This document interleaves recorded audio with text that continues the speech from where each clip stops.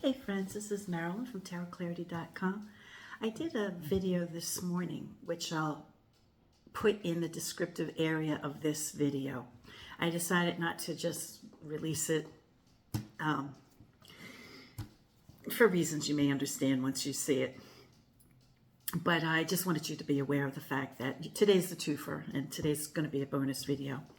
I do want to mention that one of the things I discussed in the video that I'm referencing was the Guadalupe River and the disaster, the drowning of so many people. And just from the few hours difference of doing that video and now, the death toll, according to what I read, has risen from 59 to 67, including 21 children. And I'll say this, and then I'll move on to today's topic. You know who has outlined plans to scale back the federal government's role in responding to natural disasters, leaving states to shoulder more of the burden themselves. And for states that don't pay taxes, right? They don't pay taxes, and so it requires other states to foot the bill. And I don't want to sound crass, but that's the way it works. When they don't pay taxes and they don't invest in their infrastructure, which was discussed in the video that I'm referencing. And when DOGE came in and sliced the funding for things like the National Weather Service and aviation and things like that, the professionals are missing from the equation. And there's no one to warn, and there's no one that's an expert to assist these people. So it'll be interesting. You know, my heart goes out to the children in particular. Okay, so for some fun news, my husband, who subscribes to the Smithsonian magazine, he says he bought it for me. But my whole life I've had a subscription to Smithsonian, so I don't mind. But he read it first, and I got it second, and he said, "You're going to love an article in this magazine this month." So it is the magazine that features Hemingway in Pamplona on the cover. And if you turn to page 16, there's a cool article. I mean, I must say, I didn't learn anything from the article, but I'm a tarot geek, as many of you are also. And, you know, unless you're a beginner, you may not really learn much from this article. And I'm not trying to poo-poo the writer of the article, because he is writing for, you know, a mass population. You know, he's writing for a lot of people, right? People from all degrees of interest in tarot. Now, the cover, the story begins with the Solabusca, which he doesn't discuss, I don't think at all. I don't remember reading anything about the Solabusca. But he does go on to speak about the Visconti Sforza decks and also the Madrone, and how, you know, they have scientists working in labs trying to determine, you know, how the cards were created, or they could determine that cards were replaced because they were used so much in shuffling and stuff. And of course he addresses the fact that the whole myth of the Egyptian stuff was just a myth, you know, to propel the agenda of the occultists. But I thought it was interesting, and some of you may find it interesting. And if you have the Smithsonian, check it out. Some of you may have noticed on my post, not a video, but a post that I just put this morning, of a picture that my husband took of a red-tailed hawk that landed on top of one of our umbrellas yesterday after I came in from swimming. That's why my hair's wet. I came in from swimming and took my shower already, but he's still out there. But while my husband was out there, he stays out there longer than I do.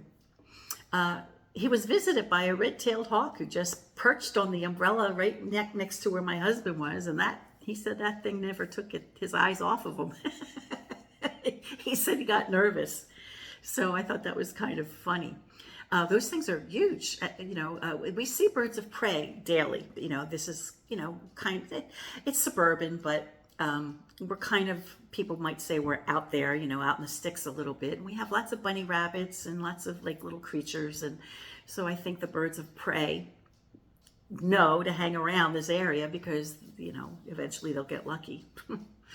And, but he was eyeing my husband up and down. So I think that's kind of funny. Okay, so question number 1. I love my little mimosa tree. You know I do.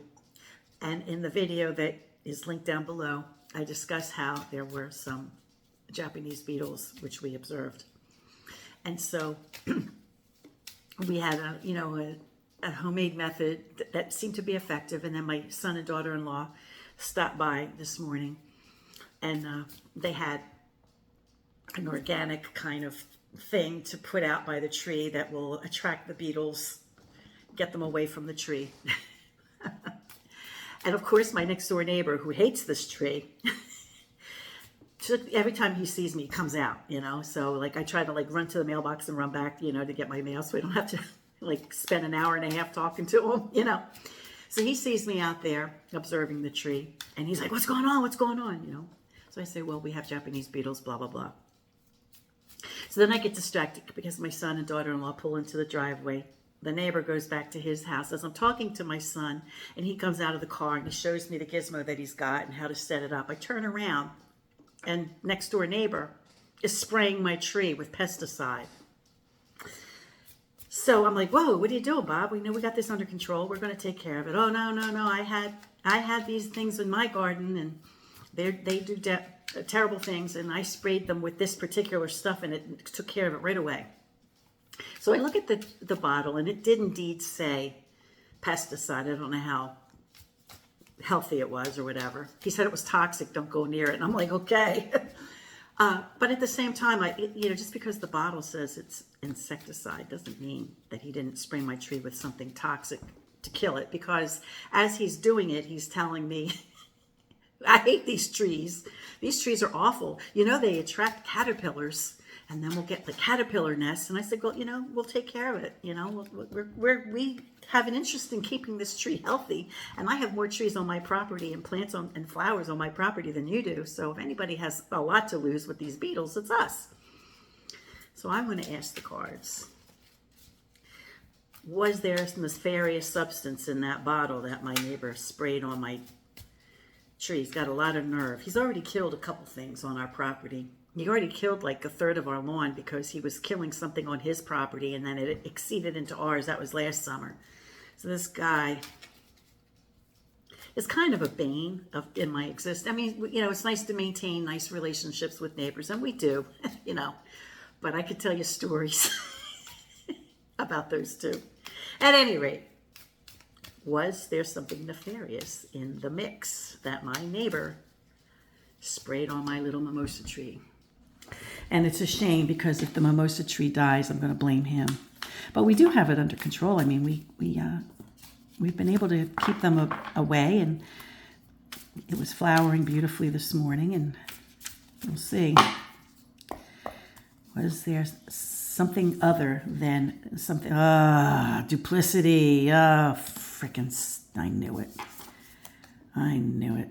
Okay, 6 of batons. Okay, maybe he was trying to be neighborly.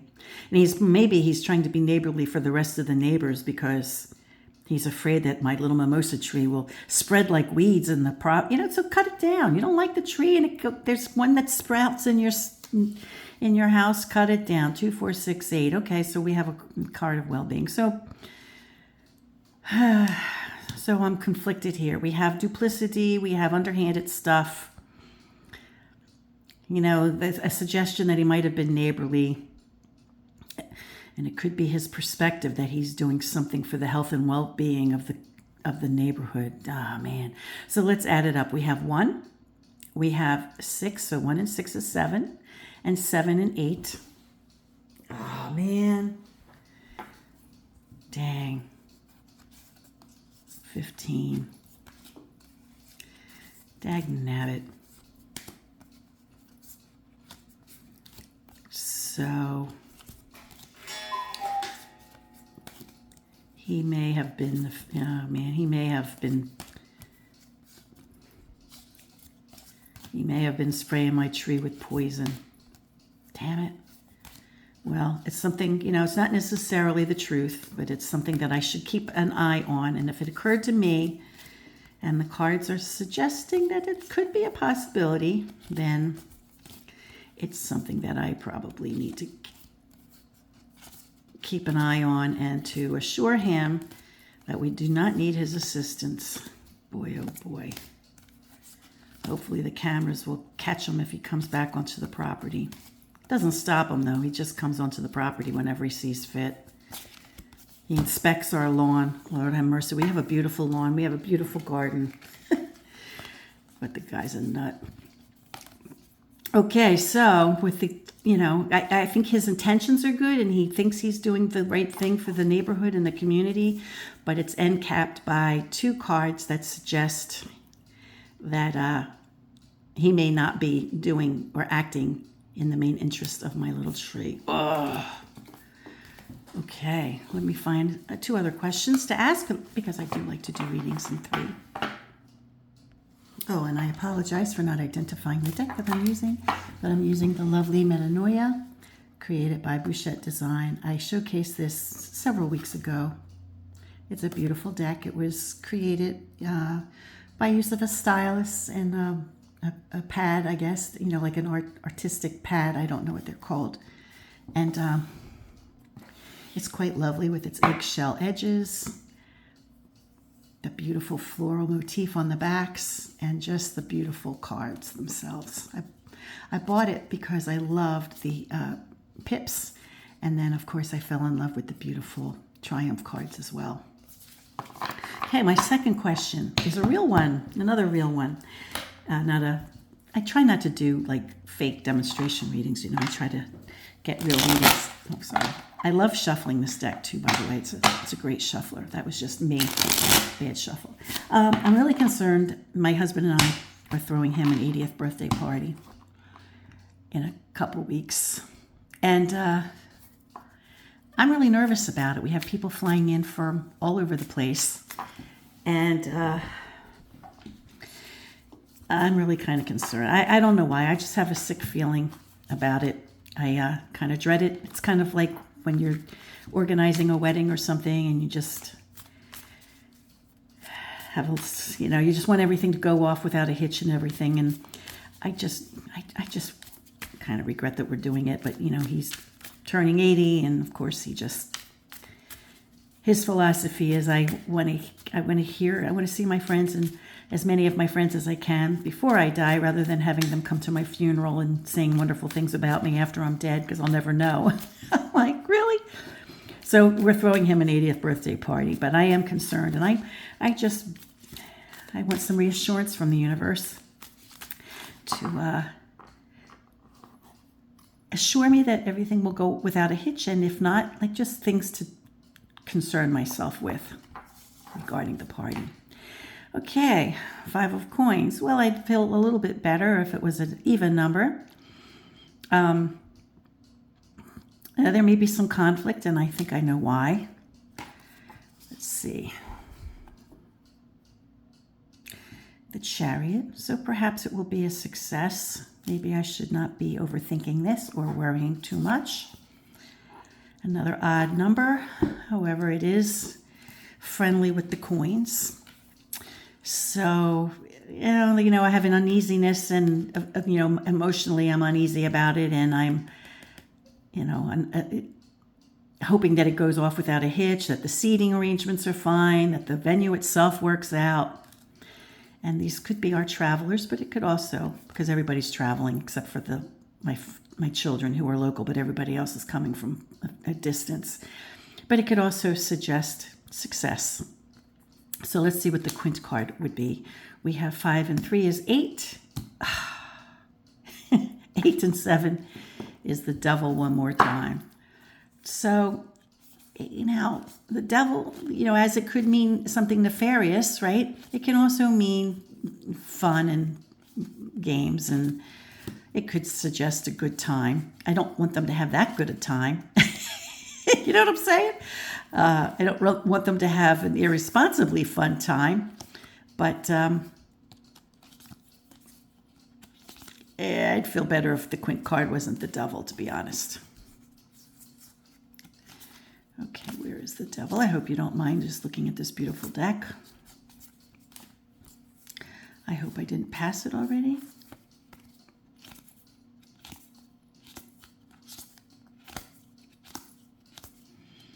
Oh my goodness.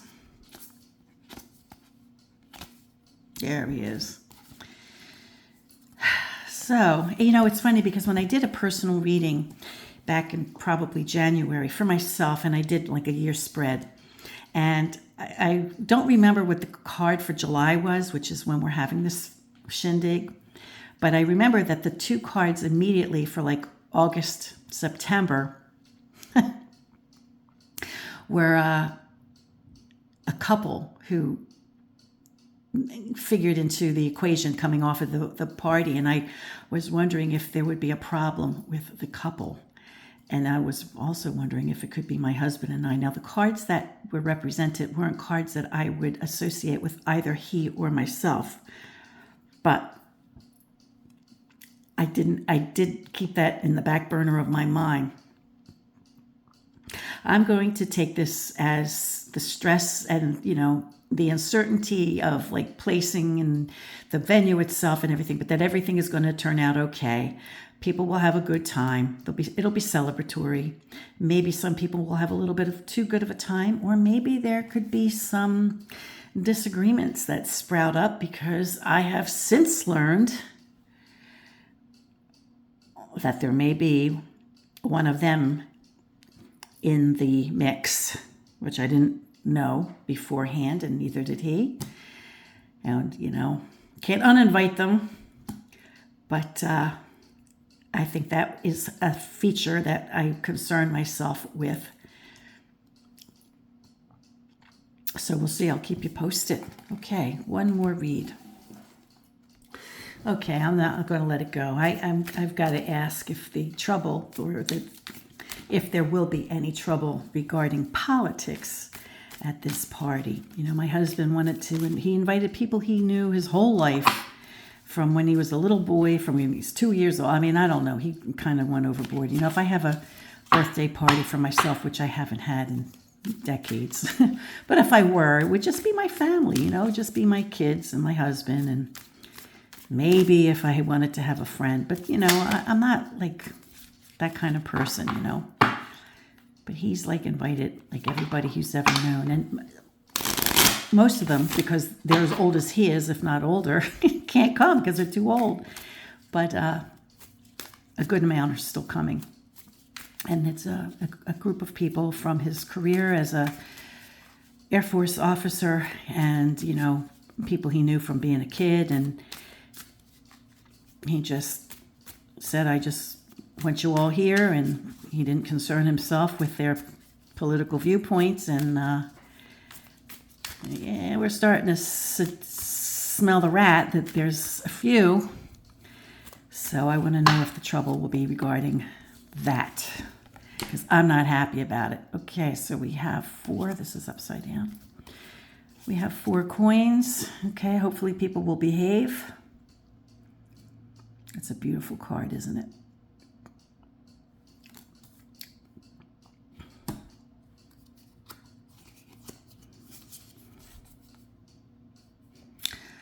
Five Swords. You know, air and earth don't get along so great. There could be conflict. Maybe we have to be careful with the seating arrangement. But you know, he didn't do his homework. You know, he just invited all these people, and now it's coming out that some of these people, they're guests, so we have to be cordial. But, you know, maybe we also have to be careful about seating them. And 2, well, I guess that doesn't look so bad. Maybe it won't be so awful. Let's see. We have 4 and 2 is 6. 6 and 5 is 11. So that gives us fortitude.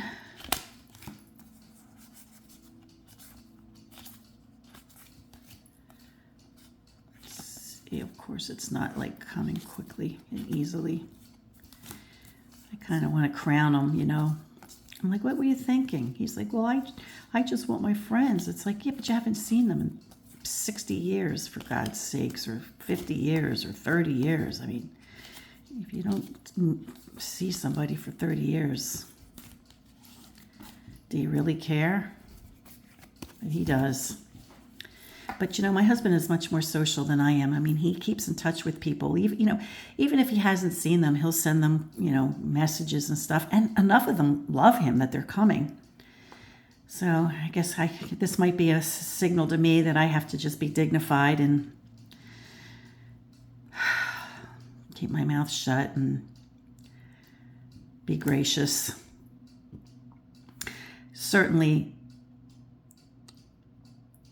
be careful about who sits with who, but I shouldn't have to do that. But it does seem that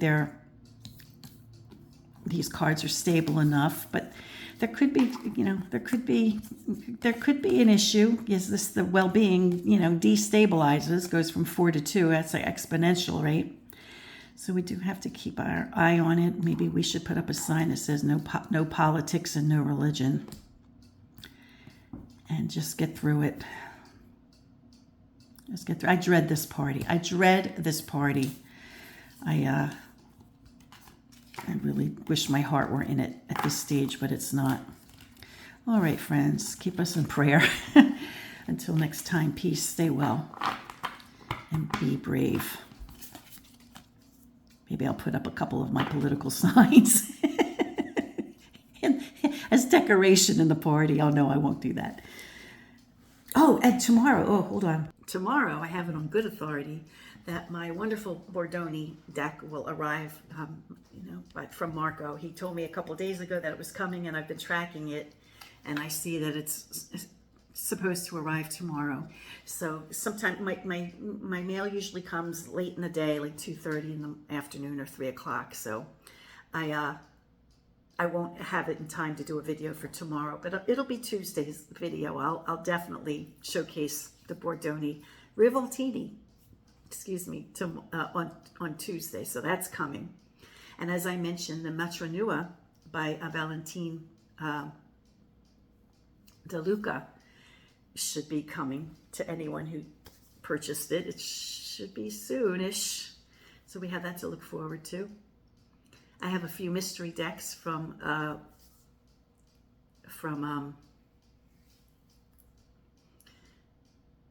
Marco that I can't showcase until I think after he comes back from vacation.